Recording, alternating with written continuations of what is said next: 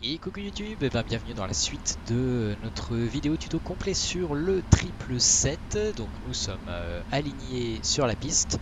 J'ai essayé de recharger le vol là où nous en étions restés la dernière fois. Malheureusement, slash heureusement, l'appareil a connu une mise à jour depuis, donc ce qui en fait a foutu un petit peu la merde dans les données enregistrées dans l'appareil avant et quand je l'ai rechargé. Donc voilà, c'est pour ça qu'on est non plus sur le point d'attente là où nous en étions restés la dernière fois, mais voilà, aligné sur la piste directement.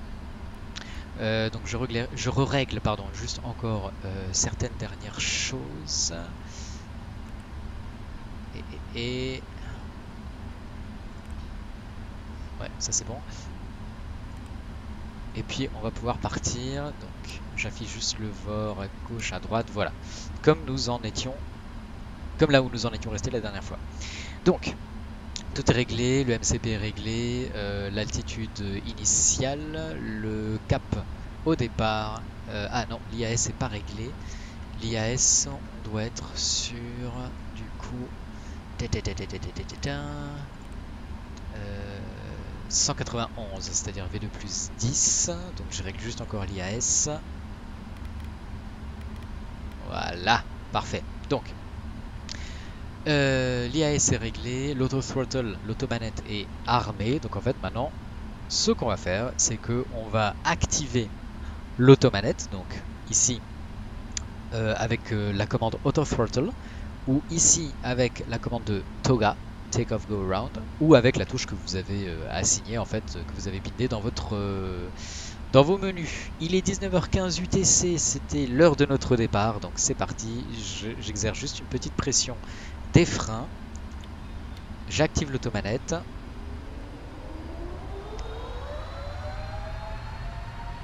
Et on relâche les freins. Et let's go.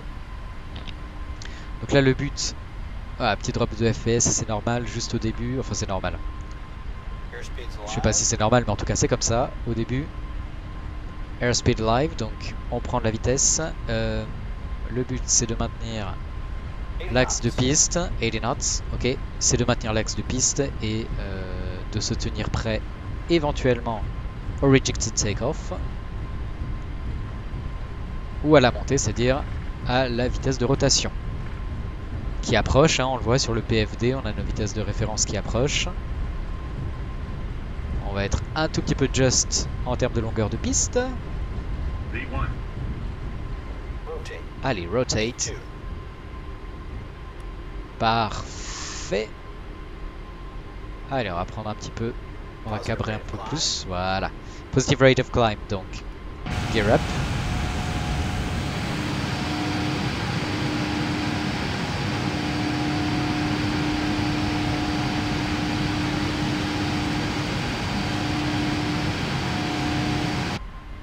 Nickel. Donc maintenant le but c'est de suivre le flight director, donc les deux, enfin la croix rose là, les deux traits roses, verticaux et horizontaux.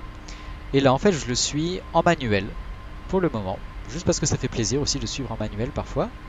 Donc il faut essayer de respecter le plan vertical et horizontal. On voit ici à gauche qu'on est à 204 nœuds, on va passer sous le seuil, enfin au-dessus du seuil 5. Ça veut dire que là c'est la vitesse, la marge au cours de laquelle, si vous vous situez dedans, vous pouvez avoir les flaps entre 1 jusqu'à 5. Enfin les flaps sortis jusqu'à 5 quoi, ce qui est le cas. Là on passe 1, donc ça veut dire qu'on doit revenir à un flaps 1. Voilà. Ok. On maintient l'avion sur son plan. Donc on essaie de suivre les flight directors. Attention à l'altitude de transition. Pour rappel c'est 5000. Voilà, on va pouvoir grimper un petit peu. Et là on passe le petit up ici sur le PFD. Ça veut dire qu'on peut rentrer les volets en toute sécurité. Donc volet up, entièrement rétracté. On passe 4000 pieds. On essaye de maintenir l'avion dans l'axe. Là on a un virage donc On le suit.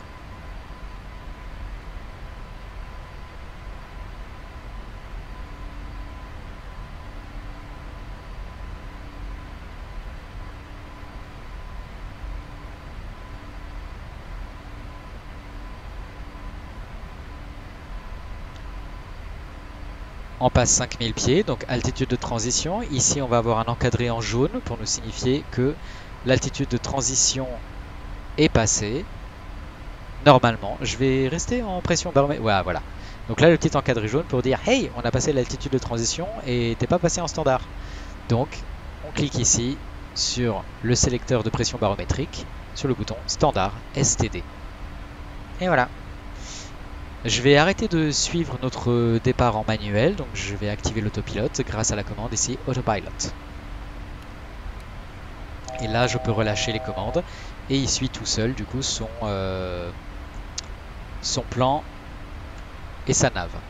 On a entendu un petit bip, donc ça veut dire que on était à 1000 pieds de notre altitude cible.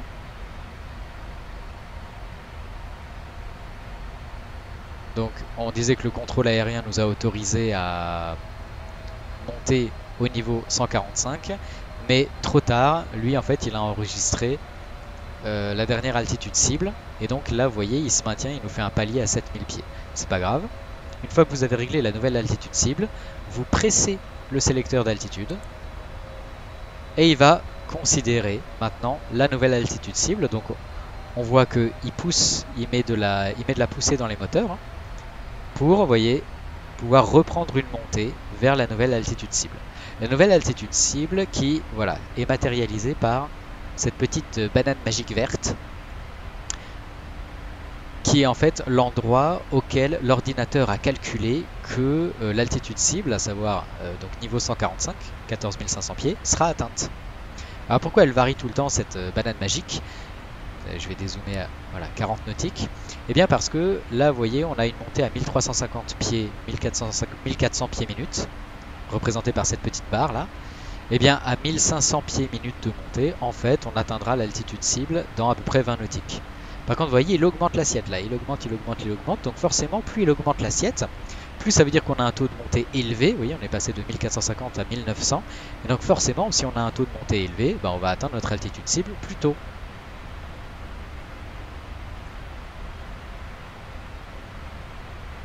On va passer les 10 000 pieds. Et quand on passera les 10 000 pieds, il va se mettre en palier parce que la vitesse qui est gérée par l'automanette et par la VNAV, la vitesse va automatiquement grimper pour qu'il atteigne en fait doucement sa vitesse de croisière. Voilà, 9700 pieds. 9009. Paf, 10 000, tac, la vitesse est passée à 320. Il baisse le nez de l'appareil, donc il baisse l'assiette, vous voyez. Il baisse l'assiette, la banane verte réaugmente, parce que oui, forcément, lui, il veut gagner de la vitesse. Pour gagner de la vitesse, il faut qu'il respecte un plan beaucoup plus horizontal, pour pas trop avoir à pousser dans les moteurs, voire pas du tout d'ailleurs. Et on voit effectivement que la vitesse augmente, mais que notre altitude reste à peu près la même là. Donc c'est pour ça... La nouvelle altitude cible, là, on l'atteindra dans longtemps à ce rythme-là. Mais dès qu'il atteindra la vitesse cible, il reprendra sa montée automatiquement et on pourra atteindre l'altitude cible beaucoup plus rapidement. On disait que le contrôle aérien nous a autorisé à monter à notre altitude de croisière, donc niveau 330. Voilà. Et notre altitude de croisière, donc notre top of climb, est représenté ici par ce petit point vert TC pour top of climb. Et donc, bah voilà, c'est dans 120 nautiques. L'ordinateur, avec le profil de vol de la VNAV qu'on a paramétré dans la précédente vidéo, là, en respectant du coup ces altitudes-là, a calculé que nous atteindrons notre top of climb à ce niveau-là, donc dans 120 nautiques par rapport à notre position actuelle. Vous voyez, il a atteint sa vitesse cible et du coup, il reprend une assiette de montée beaucoup plus importante. Ce qui fait que la nouvelle altitude cible, à savoir 33 000 pieds, sera atteinte à l'heure actuelle, à peu près au niveau de notre top of climb. Je vais dézoomer pour avoir une meilleure visibilité sur ce qui nous attend là. Alors pensez à régulièrement quand même, même s'il suit la LNAV là, donc il suit, ici vous voyez c'est en vert, son plan horizontal, son plan de vol, pensez à réactualiser le plus souvent possible le cap, puisqu'en cas de défaillance du GPS, ça pourra potentiellement vous sauver la life. Donc on réaligne notre cap au cap actuel, donc au 55. Voilà. Et donc bien évidemment on a passé 10 000 pieds, on peut éteindre nos feux d'atterrissage, feux de piste, feux de taxi. Les passagers au choix, donc soit on les relâche, soit on les laisse attacher. Je vais attendre juste le prochain virage qui est dans 11-12 nautiques. Et après j'éteindrai les signaux passagers. Et après on se fait un petit point lumière. On peut effectivement aussi consulter la checklist d'après décollage, que j'aurais pu faire largement avant, hein, mais comme je cause, je vous explique plein de trucs. Donc voilà, after takeoff, landing gear up, flaps up, on est bon. Donc la prochaine checklist c'est la descente, ça va, on a le temps. Donc je vais réafficher, voilà. Les infos moteurs. On passe 16 000 pieds. Donc comme dit, juste attendre le virage pour relâcher les passagers. En attendant une petite vue extérieure pour kiffer. Magnifique. Vraiment superbe.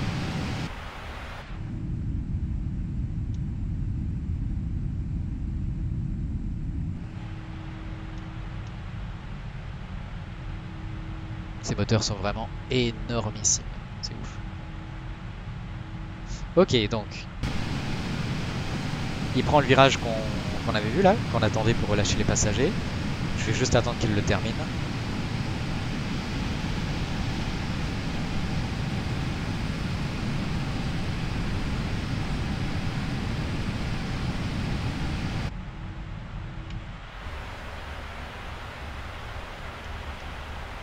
On pense à actualiser notre cap.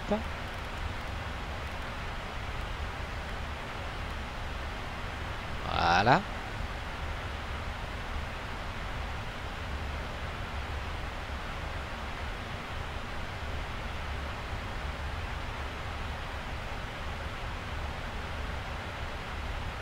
Nickel. Et allez, passager off. Bon, un petit point lumière parce que, mine de rien, il est 21h30 local, donc ça commence vraiment à devenir sombre, comme vous le voyez. Alors, les lumières. Vous avez un système qui est propre au 777, qui est le système du Master Bright. Le Master Bright, donc quand la commande est enfoncée, comme ça, sinon, comme ça elle est désactivée, donc quand elle est enfoncée, le Master Bright, en fait, contrôle la luminosité de chaque élément, dont la barre de la grosse molette est sur le point. Vous voyez que toutes les lumières n'ont pas ce point là. Par exemple la lumière du dôme n'en a pas, donc ça veut dire que celle-là n'est pas contrôlée par le Master Bright. Mais l'overhead, le glare shield, ici au niveau de la place du commandant de bord, ces trois commandes lumineuses, les mêmes sur, au niveau de l'officier pilote de ligne et en bas au niveau du piédestal, là. Vous voyez, toutes celles avec un point en fait sont contrôlées par le Master Bright. Donc ça veut dire que si par exemple je le mets sur off, vous voyez, on n'a plus rien parce que toutes ces lumières là étaient réglées donc avec la ligne alignée sur le point.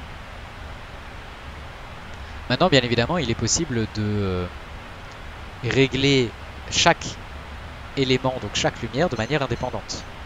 Donc on va désactiver le Master Bright, voilà, et on va régler par exemple l'overhead au max. Ici le glare sheet panel, donc au niveau du MCP. Je rediminue juste pour que vous voyez la différence, vous voyez. Tac.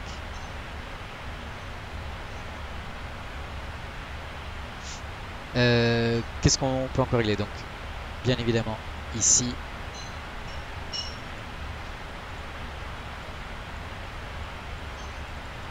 Voilà, que la lumière fût. Voilà, en bas aussi. Ok. Donc ça, ce sont pour les lumières, on va dire des éléments de vol. Maintenant, on peut aussi régler le dôme. Donc c'est quoi le dôme? En fait, c'est la lumière cabine, la lumière générale du cockpit. Oui, pas cabine, cockpit. Et ce sont ces deux grilles là, en fait, lumineuses. Ce sont les mêmes que pour la lumière d'évacuation d'urgence, hein, si vous vous souvenez, lors de la première vidéo. Donc, ici, voilà.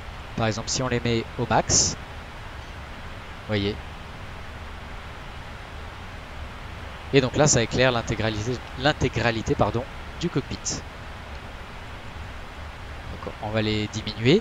Vous pouvez augmenter la luminosité générale d'un coup en appuyant sur la commande Storm. Vous voyez, et là tout est au max. Storm, donc tempête. Voilà, si vous avez besoin vraiment d'une très forte luminosité à un instant T, c'est pas la peine. Et dernier petit élément lié à la lumière dans le cockpit, ici, floor lights, bright ou dim. En fait, ça va éclairer la partie qui sert aux invités, aux instructeurs. Donc ceux qui seraient potentiellement installés derrière le commandant et l'officier pilote de ligne, donc sur dim ou sur bright. Ça éclaire en fait à ce niveau-là pour avoir potentiellement un espace de travail pour les personnes qui seraient situées ici.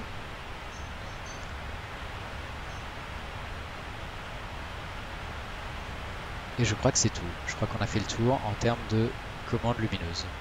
Donc là il n'y a personne, on n'en a pas besoin, on va le mettre sur off. Ok. On est à 26 600 pieds. Je vais aligner notre cap sur le cap actuel. Voilà. Allez, un tout petit peu plus à droite. Voilà, au 89.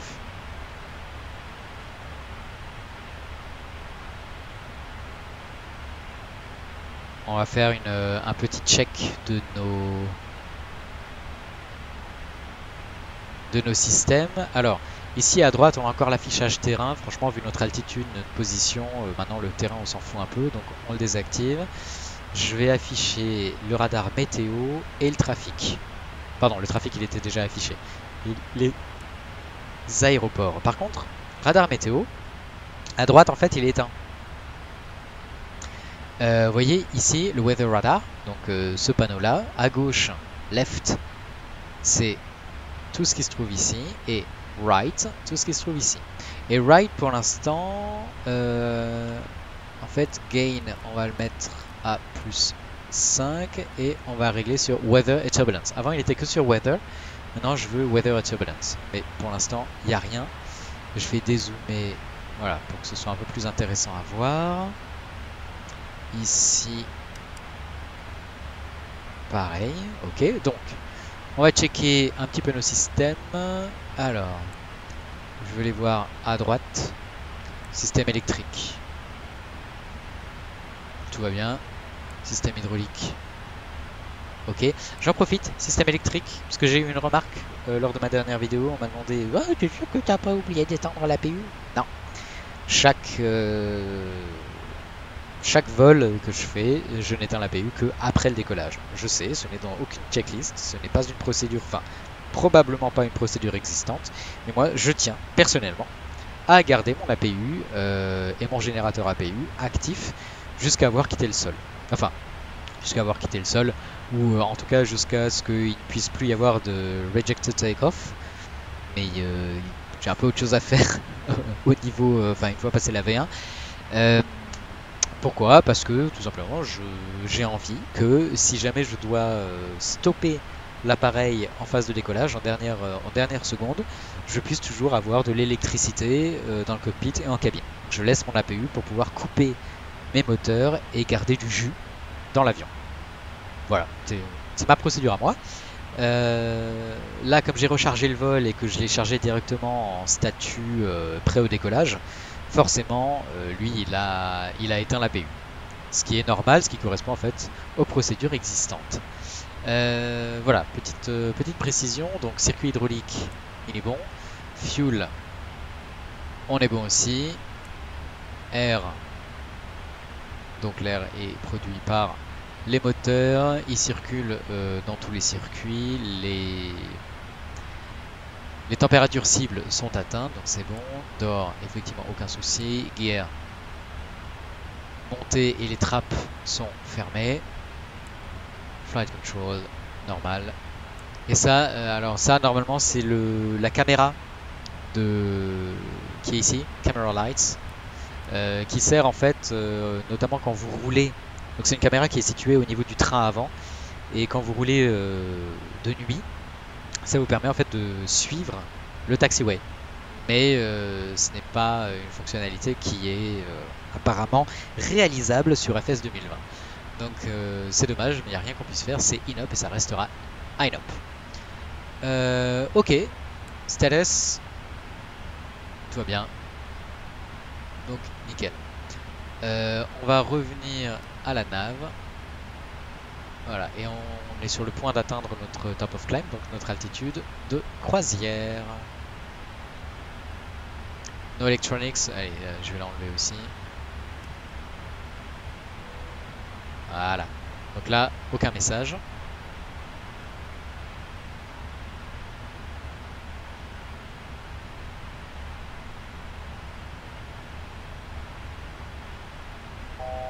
Voilà, donc on entend le bip qui nous signale qu'on est à 1000 pieds de notre altitude cible.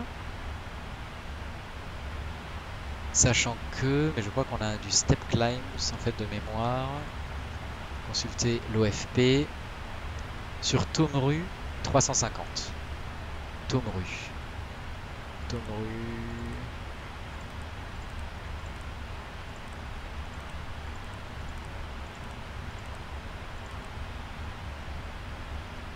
Non, je l'ai passé, c'est pas possible. Attendez.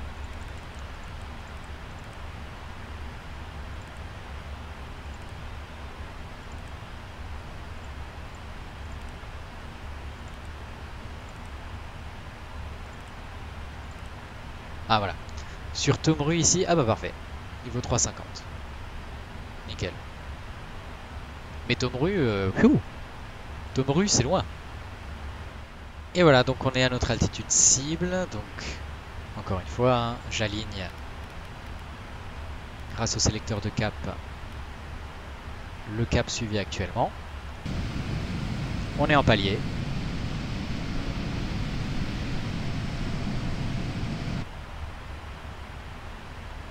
Et donc la prochaine altitude que nous suivrons, ce sera Tomru. C'est très très loin. Très très loin.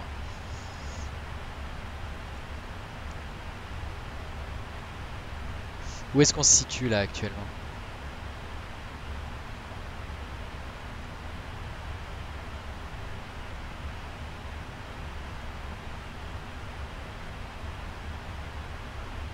On est au-dessus de l'Autriche.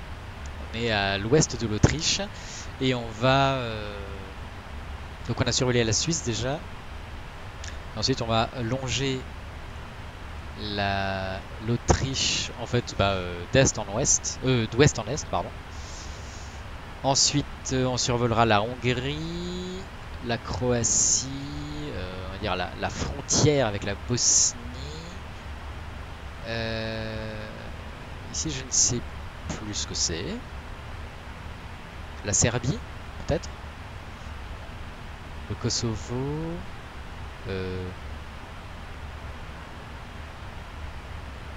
Moi, je suis plus sûr de moi là. Bon, le Kosovo, la Macédoine, la Grèce. On va longer les côtes ouest turques. L'Égypte, probablement l'Érythrée, Djibouti.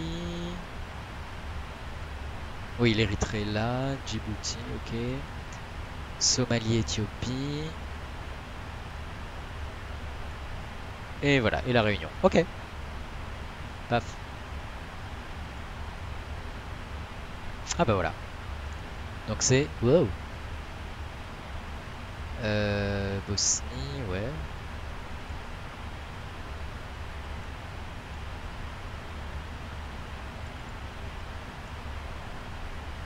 Si c'est ça, c'est la Serbie.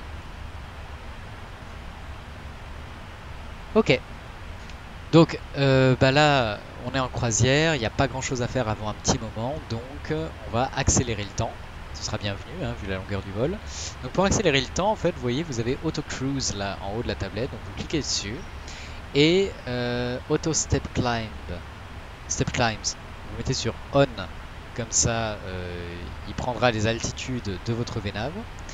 Pause at top of descent, donc ça c'est si vous voulez, voilà, si vous vous absentez vraiment un moment et que vous voulez pas rater votre top of descent, votre descente, vous réglez cette option sur On et vous êtes certain que en fait le jeu aura été mis en pause à ce moment-là.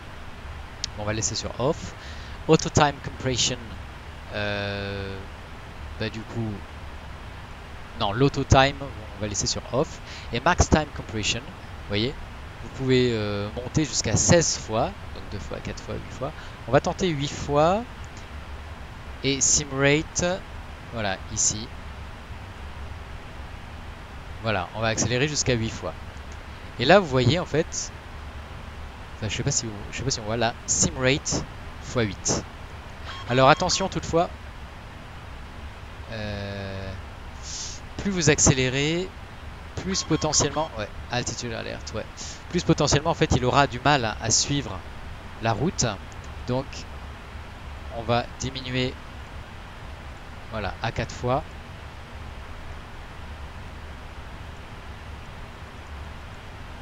Pardon, reset.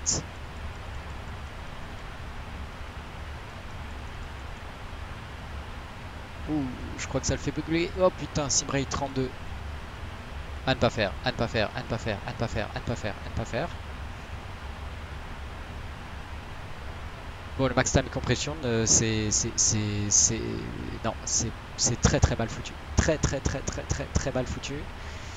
Oh la vache. Bah oui, forcément. Ok, je ne peux plus rien faire. Ah sa mère.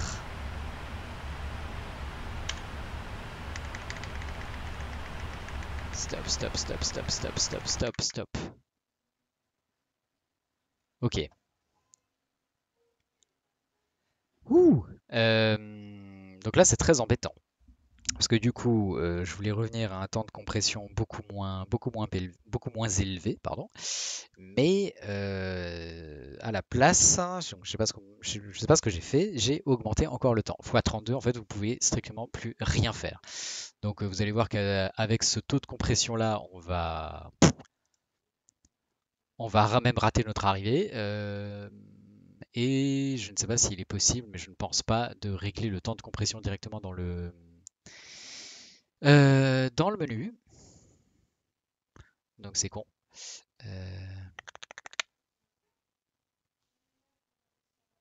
C'est très très con. On va reprendre, faut essayer de revenir sur la tablette, mais vraiment c'est chaud quoi.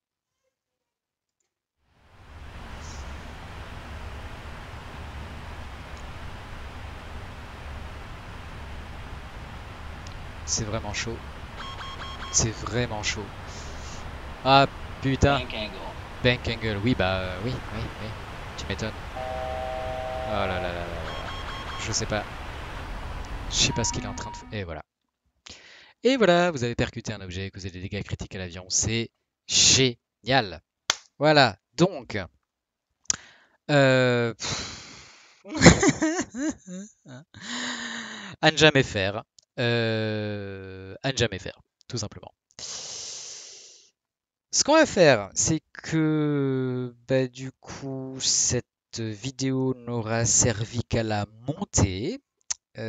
bah forcément, on va s'arrêter là. J'ai malheureusement vraiment plus le temps de enfin, de faire un vol aussi long là, de le redémarrer, de refaire un vol long. Donc cette vidéo vous aura servi à la monter et je vais reprogrammer un autre vol pour la suite de la vidéo, mais plus aussi loin pour cette fois, histoire de pouvoir en fait assurer le reste du vol en tuto sans avoir potentiellement à accélérer le temps. Voilà. Puis j'explorerai du coup cette compression de temps bah, à l'occasion d'une autre vidéo, d'un autre vol. Donc désolé pour ceux qui voulaient voir une arrivée à La Réunion, ce ne sera pas pour ce vol. Euh, voilà.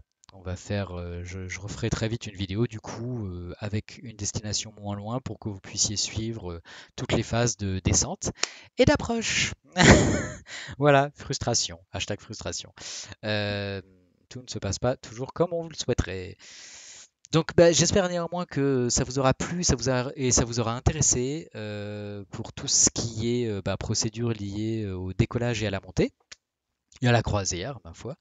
N'hésitez pas à commenter, comme d'habitude. Et puis, ben, en attendant, très bon vol, les amis. À très bientôt. Et attention à la compression de temps, comme vous le pouvez le voir. Allez, salut!